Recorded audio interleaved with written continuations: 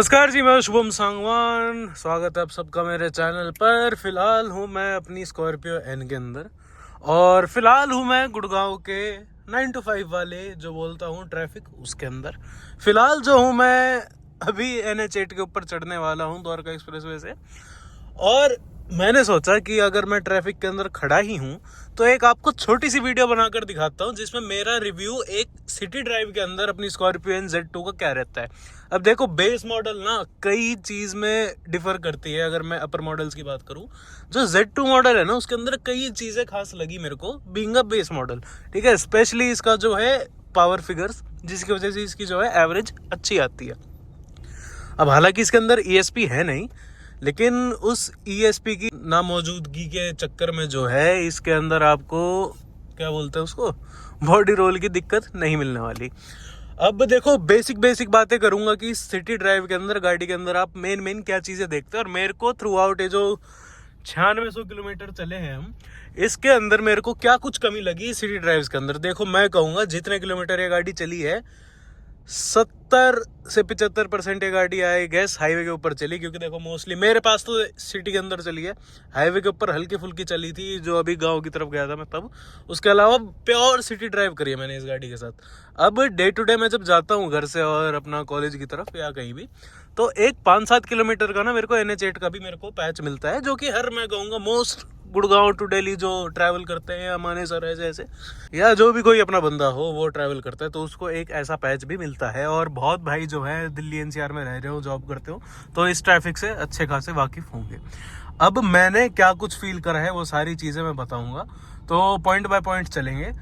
सबसे पहली चीज़, अगर मैं ड्राइविंग में बात करूं सिटी के अंदर, मैनुअल गाड़ी के अंदर देखो गियर शिफ्टिंग और क्लच का बहुत बड़ा रोल होता है। उसके बाद मैं कहूँगा स्टीयरिंग का रोल होता है। उसके बाद मैं कहूँगा ओवरऑल जो है विजिबिलिटी का रोल होता है। मेन जो है सिटी ड्राइव्स के अंदर ये रहती है। लास्ट में मैं कहूँगा एवरेज का रोल आता है, अगर इतनी बड़ी गाड़ी लेके आप चल रहे हो तो सबसे पहले बात करूंगा मैं क्लच की और गियर शिफ्ट की। अब देखो, सिटी ड्राइव के अंदर ना मेरे को इस गाड़ी के अंदर बहुत सारे नेगेटिव्स मिले। हाईवे पे उल्टा मेरे को ये गाड़ी चलने में ठीक लगी, सिटी के अंदर भी ठीक है, कमी नहीं है, लेकिन हर चीज़ के अंदर ना नेगेटिव ढूंढना ज़रूरी होता है ताकि आप तक जो है ना मैं बिल्कुल करेक्ट इन्फॉर्मेशन पहुंचा पाऊँ। तो क्लच की बात करूँ, लाइट है, मैं यूँ नहीं कहूँगा हैवी है, किसी भी तरीके से लाइट है अच्छा खासा। लेकिन अगर मैं अपर मॉडल से कंपेयर करूँ, उससे आपको जो है ना हल्का सा 19 लगेगा, यानी हल्का सा आपको हैवी लगेगा अपर मॉडल से कंपेयर करूँ। पेट्रोल से कंपेयर करूँ डीजल को, भाई देखो, मैं बहुत टाइम बाद कोई मैनुअल महिंद्रा ओन कर रहे हैं हम। ठीक है, पिछली जो XUV 500 थी हमारी मैनुअल, जो हमने 2.5 लाख किलोमीटर चलाई थी, उसका क्लच भाई साहब ऐसा था कि कोई नया बंदा अगर उस गाड़ी को पहली बार चलाता था वो गाड़ी बंद करता ही करता था। ठीक है, उसका ना ऐसे पुश बैक वाला क्लच था। इसका सिटी ड्राइव्स के हिसाब से ना मेरे को क्लच बहुत अच्छा लगा। मैं मोस्टली देखो शहर के अंदर दूसरे गियर के ऊपर गाड़ी पिक करता हूँ और एक्सेलरेटर देने की तो बिल्कुल ज़रूरत नहीं पड़ती। उल्टा आप आधे क्लच और हल्का हल्का एक्सेलरेटर दोगे ना तो गाड़ी हल्की सी वाइब्रेशन प्रोड्यूस करती है। लेकिन आप लाइटली क्लच को छोड़ो, ठीक है, उस हिसाब से गाड़ी को चलाओ, तो आपको कहीं भी जो है कोई दिक्कत नहीं आने वाली। एक तो गुड़गांव के अंदर ना काली स्कॉर्पियो है ना आपको इतनी दिखेगी, मैं घर से कॉलेज तक जाता हूँ ना करके 5-7 दिख जाती है मेरे को सड़क के ऊपर, इस चीज़ के ऊपर। गुड़गांव के अंदर बहुत बिकी है ब्लैक स्कॉर्पियो है। तो क्लच अच्छा है। गियर शिफ्ट की बात करूँ, देखो अब मैं गियर शिफ्ट के ऊपर आऊँगा, ये मेरे को एक नेगेटिव लगा। गियर ना बहुत जल्दी शिफ्ट करने पड़ते हैं, पहली चीज़। दूसरी चीज़, मैंने जो है नॉर्मल ड्राइविंग वीडियो के अंदर भी और इसके जो नेगेटिव्स थे उसके अंदर मैंने डाला था कि शिफ्टिंग के अंदर ना आपको जो है हल्की सी आवाज़ लगती है, खट खट खट, थोड़ी स्मूथ शिफ्टिंग नहीं है। गियर कहीं अटकते नहीं, ठीक है। उल्टा पुरानी जो महिंद्रा थी उनका गियर ज़रूर अटकते थे क्लच की वजह से या राम जाने की वजह से, ठीक है। इसका गियर कहीं नहीं अटकते, लेकिन अटकने जैसा ही काम हो रखा है, ठीक है। अपना जो है हल्के बहुत आपको खट खट खट ऐसी आवाज़ करते मिलेंगे। तो एक स्मूथ शिफ्टिंग जो है ना वो ज़रूर होनी चाहिए थी इसके अंदर। क्लच से मेरे को कोई भी आपत्ति नहीं है, एक नॉर्मल ड्राइव करो। लंबा बम्पर टू बम्पर अगर आप चलाते हो फिर तो भाई या तो मेरी आदत ख़राब हो चुकी है ऑटोमेटिक वाली, ठीक है, जो मैनुअल चलाते हैं डेली, हम भी चलाते थे एक टाइम पे, फिर XUV ली, कैमरी आ गई, ऑटोमेटिक का ऐसा सांग हो रखा है भाई, मैनुअल गाड़ी चलाई नहीं जाती इतनी। तो एक रेगुलर बिल्कुल ही बम्पर टू बम्पर में आप चला रहे हो ना, जिसमें आपको बार बार क्लच लेना पड़ता है, तो हल्के से टाइम बाद ना वो क्लच आपको हल्का सा रफ फील करवाता है। यानी कि पहले हल्का सा स्मूथ रहता है, लेकिन अब ज़्यादा वेयर एंड टीयर की वजह से होता है या बार बार दबाने की वजह से होता है, मेरे को नहीं पता। बार बार दबाते हो हल्का सा जो है आपको रफ साइड फील होती है उसकी, ठीक है। क्लच की मैंने इतनी बात कर दी है, गियर की मैंने बता दी है, क्लच बेहतरीन है, कोई आपत्ति नहीं है क्लच से। मैं देखो अभी भी सेकंड गियर में है ना, क्लच में आराम से ये। अच्छा, क्लच की एक और तारीफ करूँ मैं, बहुत ज़्यादा लोड नहीं मांगता, ठीक है।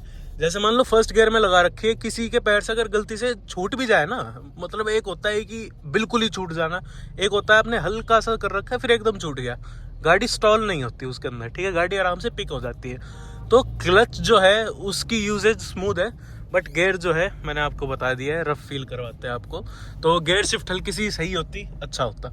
हाँ, नीचे की बात करूं मैं पैनल की, मैंने गाड़ी के नेगेटिव्स के अंदर भी बताया था कि इसके जो तीनों पेडल है ना वो बहुत पास है, तो आपको ब्रेक क्लच भी करना पड़ता है, ठीक है, बहुत जगहों पे, बिल्कुल जो है बम्पर टू बम्पर, या अपना जो है ना नॉर्मल भी अगर चला रहे, तो कई बार यूँ होता है कि अचानक से कोई सामने से ब्रेक मार दे, तो यूँ होता है अगर आप क्लच ले रहे हो, बिल्कुल पास हो गाड़ियों के, डिस्टेंस कम है, तो आप पहले क्लच लेते हो बाद में ब्रेक लेते हो।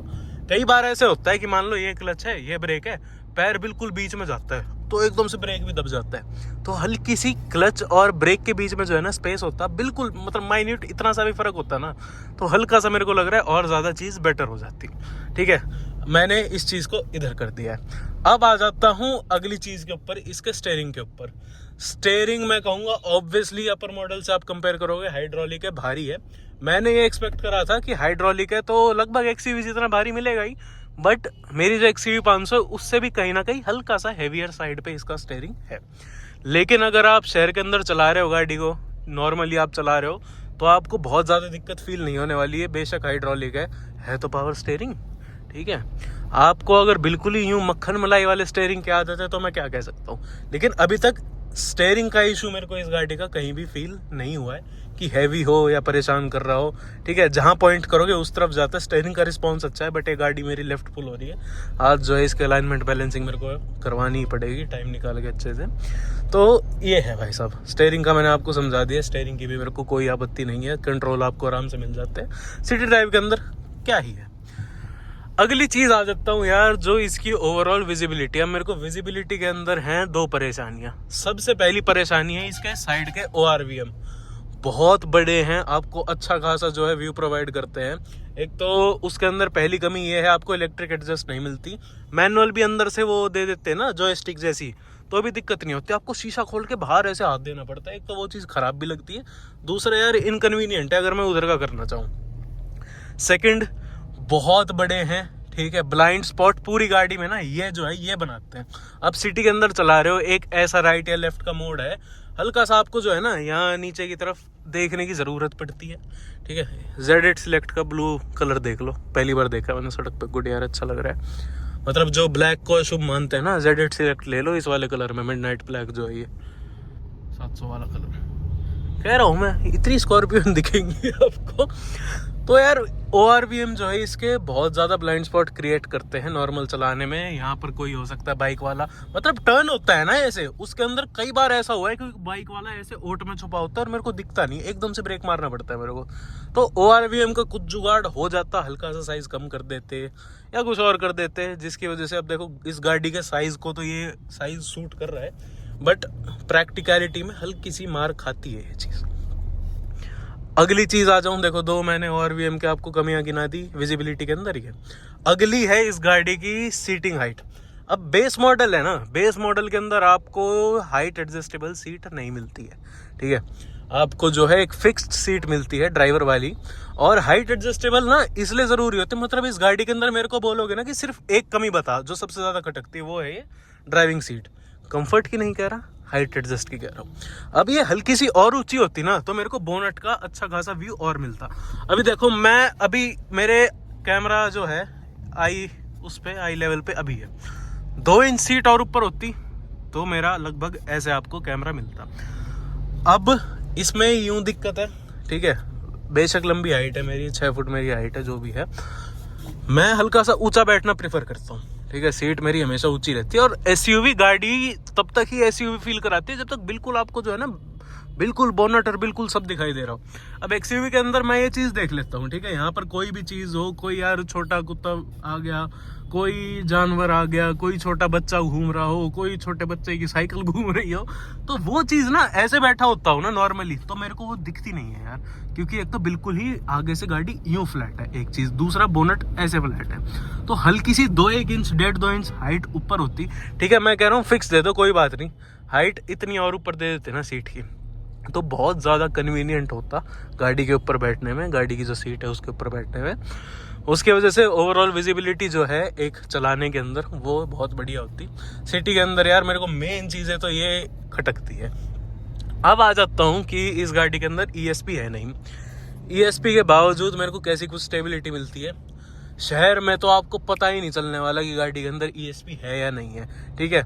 मैं यूँ कहूँगा लो स्पीड्स पे आपको हल्की सी राइड बम्पी मिलती है because of the soft suspension, ठीक है, वो स्कॉर्पियो की खासियत है, या कोई भी आप जो है लेडर ऑन फ्रेम SUV लोगे जिसका सस्पेंशन सॉफ्ट है, हल्का सा यूं यूं यूं यूं यूं यूं यूं लो स्पीड में आपको फील होता रहेगा।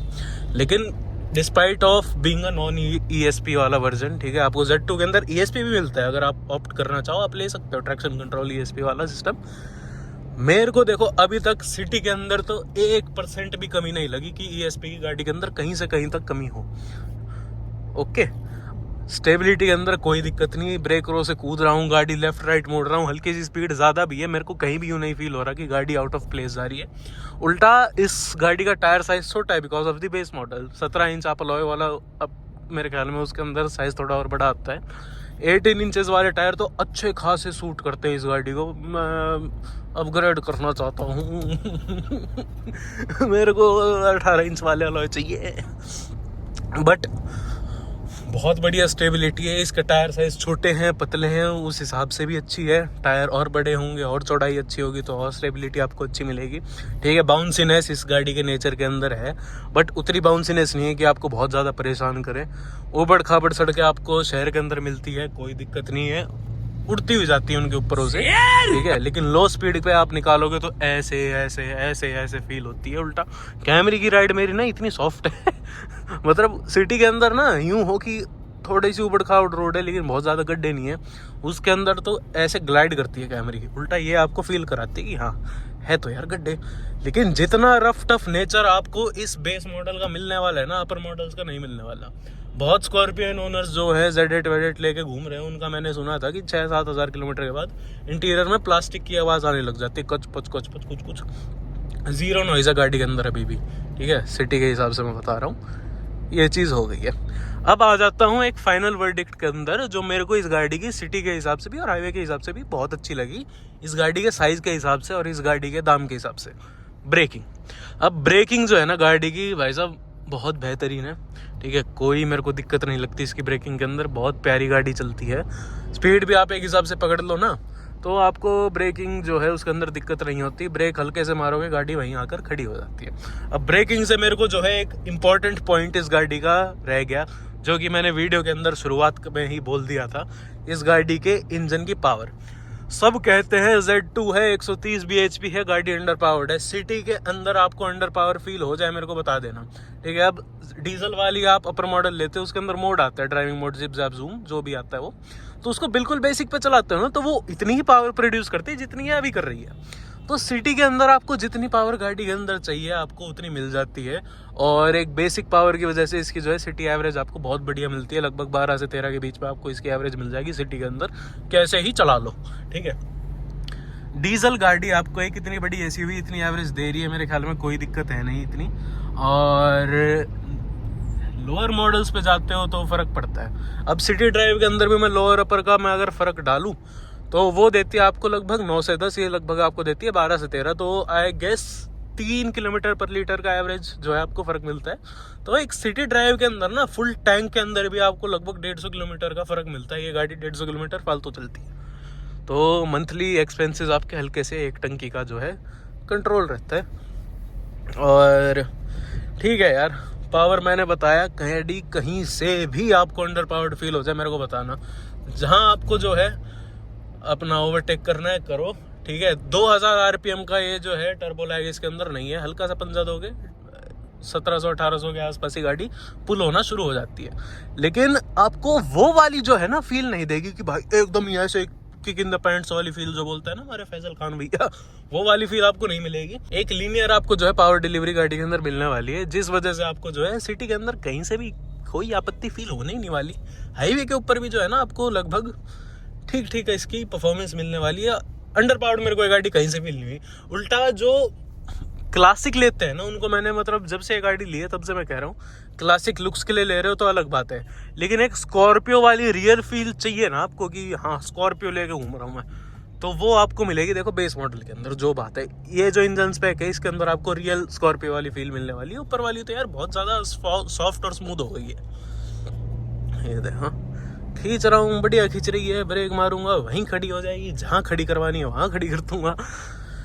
तो ओवरऑल सिटी ड्राइव मैंने आपको समझा दिया है, सारे पॉइंट मैंने आपको रख दिए। एक आपको जो है सम अप करके बताता हूँ सारी चीज़ें शुरू से, ठीक है। क्लच अच्छा है, क्लच स्मूथ है, सेकंड गियर पे भी उठाता हूँ कहीं झटके कुछ नहीं है। नया यूज़र है उसके लिए भी क्लच अच्छा है।